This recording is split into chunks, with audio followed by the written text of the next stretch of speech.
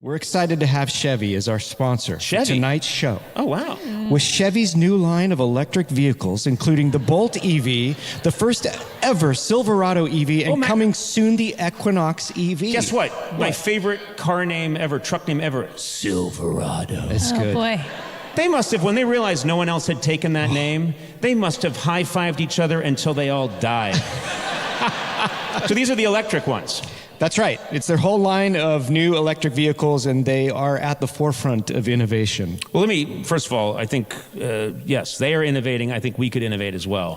How so? I think we need to be drastically innovating constantly on the podcast to make sure that we change and grow and stay ahead of our audience. What do you suggest? I think you should surprise me with a wild animal in the middle of every episode. Oh.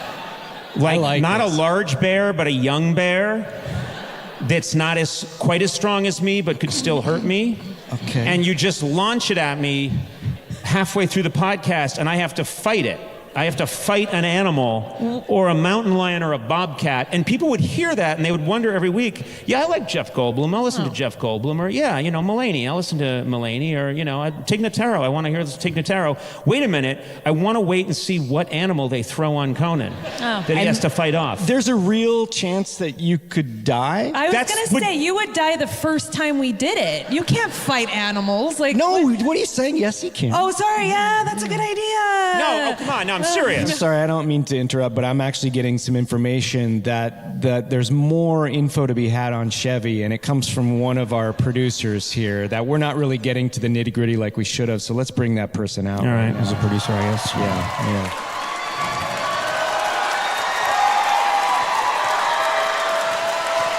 Well, if it isn't Jordan Schlansky.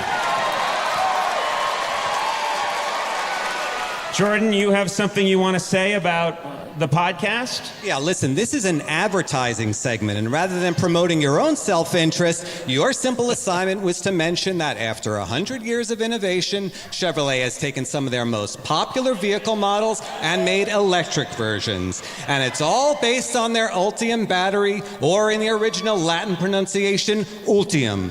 And in fact... That's just not true. In fact, the ancient Romans, who spoke Latin and favored innovation themselves, would likely have appreciated the extended range of these vehicles because, like Chevrolet in 80 countries, the ancient Roman Empire covered a lot of area, centered, of course, around Rome and the Colosseum, or as it was known back then, the Amphitheatrum. And you... Why does it always go to Italy? It always goes to Italy. Wow. Why?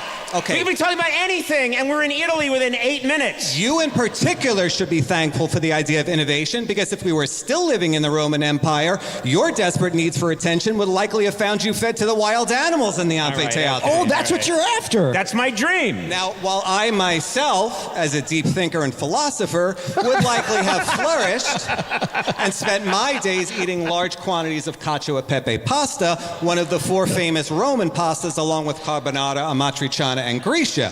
Now, the key to properly preparing those pastas is the use of the starchy pasta water, as the Italians call amido. And in fact, all of those Roman dishes use pecorino romano cheese, which is made from sheep's milk, and those sheep are fed grass, leading to a higher nutritional content, specifically in the area of conjugated linoleic acid, omega-3 fatty acids, and beta-carotenes. No.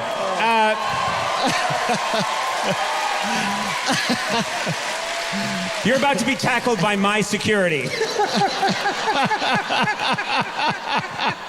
Jordan, I miss you. I guess I love you if you're a real person. Jordan Schlansky, thank you very much, everybody.